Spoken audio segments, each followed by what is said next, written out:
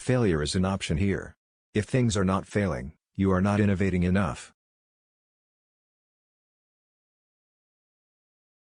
If something is important enough, even if the odds are against you, you should still do it.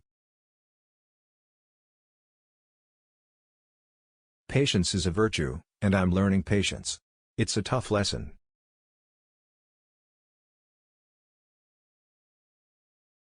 Really, the only thing that makes sense is to strive for greater collective enlightenment.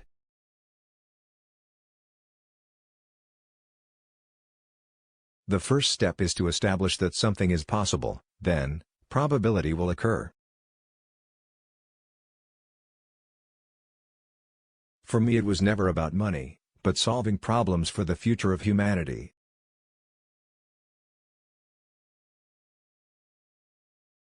It's okay to have your eggs in one basket as long as you control what happens to that basket.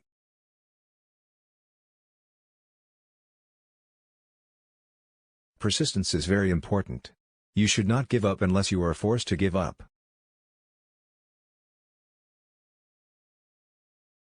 Life is too short for long-term grudges. I think it is possible for ordinary people to choose to be extraordinary. You have to be pretty driven to make it happen.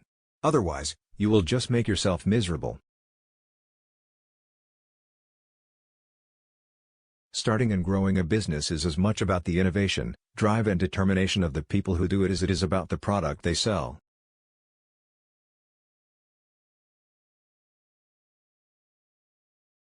When I was in college, I wanted to be involved in things that would change the world.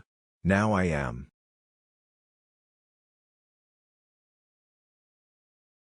If you're trying to create a company, it's like baking a cake. You have to have all the ingredients in the right proportion.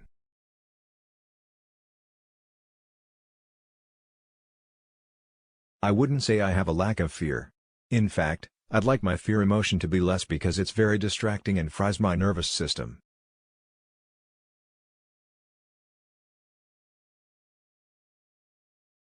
My motivation for all my companies has been to be involved in something that I thought would have a significant impact on the world.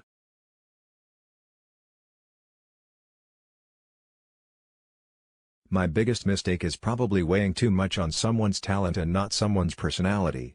I think it matters whether someone has a good heart.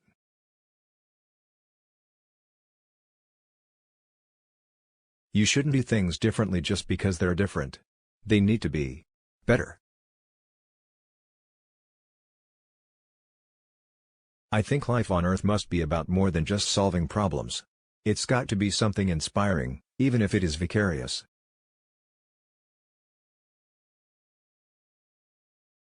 If you get up in the morning and think the future is going to be better, it is a bright day. Otherwise, it's not. Don't delude yourself into thinking something's working when it's not, or you're gonna get fixated on a bad solution. Some people don't like change, but you need to embrace change if the alternative is disaster. There's a tremendous bias against taking risks. Everyone is trying to optimize their ass covering. You want to have a future where you're expecting things to be better, not one where you're expecting things to be worse. I think that's the single best piece of advice. Constantly think about how you could be doing things better and questioning yourself. Don't be afraid of new arenas. I could either watch it happen or be a part of it. Work like hell. I mean, you just have to put in 80 to 100-hour weeks every week. This improves the odds of success. As much as possible, avoid hiring MBAs. MBA programs don't teach people how to create companies. When you struggle with a problem, that's when you understand it. I say something, and then it usually happens. Maybe not on schedule, but it usually happens. If something's important enough, you should try, even if the probable outcome is failure. My mentality is that of a samurai. I would rather commit seppuku than fail. You have to say, well, why did it succeed where others did not? I think we have a duty to maintain the light of consciousness to make sure it continues into the future.